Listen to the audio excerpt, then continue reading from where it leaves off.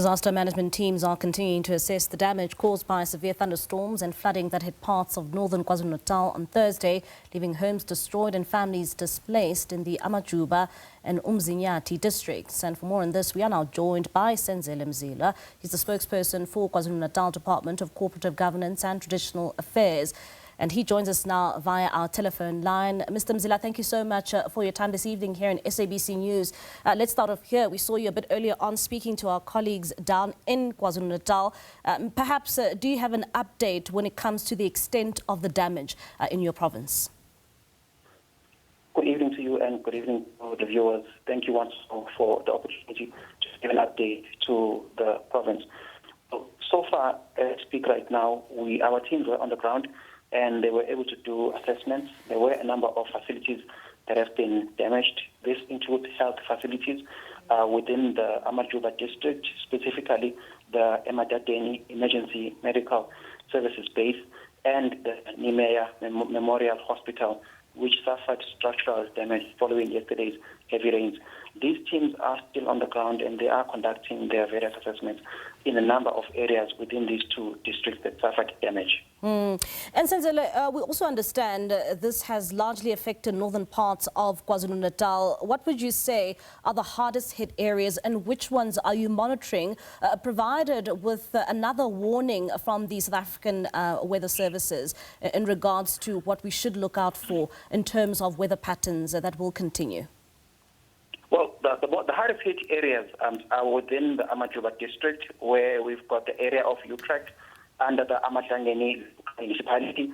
We also have the area of Newcastle and the area of Danhauser. These are the three areas that have been most affected. We are concerned as well, as you've indicated, that there are more inclement weather conditions that we are expecting, as we have the level 2 weather warning that is active across the very same areas. The MEC for Copter, Reverend Lasizwe Buthelezi, is calling upon residents within all of these areas to continue to be vigilant and ensure that they put their safety first.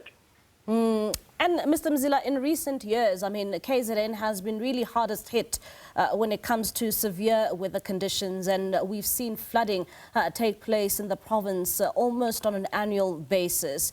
When it comes to your state of preparedness, when it comes to this bout of weather, how prepared were you as the KZN government? Well, the South African Weather Service continues to give us timely weather warnings, and once these warnings are issued, they are actively engaged by our department through the various teams that we have.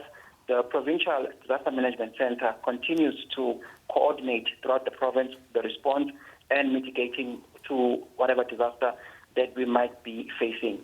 Also, I think what is important to point out is that the province of KZN as well has got a number of measurements that are in place. We've got a number of agreements that are in place with various partners that we work closely with to ensure that our communities are aware and that also we ensure that we're able to swiftly respond should any incident occur. And when it comes to the help and assistance needed, particularly for those 150 households who have been affected, what type of assistance is needed for these families? Well, most of these families that have been affected, they've had their homes destroyed. Over 50 of them, their homes were completely destroyed. And then many of them as well, roofs were blown off, houses were damaged. And also there are cases as well where we have trees that might have fallen, damaging boundary fences, damaging a number of roads as well, and facilities. We've got our teams that are on the ground and they are working together with various stakeholders to provide interim relief to the affected families as they piece together their lives. Some of them have already commenced with processes to try and make sure that they can conduct whatever repairs that need to be done to their various households. All right, Mr. Mzila, thank you so much for that update. That's Senzelwe Mzila. He's a spokesperson for the KwaZulu-Natal Department of Cooperative Governance and Traditional Affairs, just giving us an update there when it comes to the flooding which has affected the northern parts of the KZN province.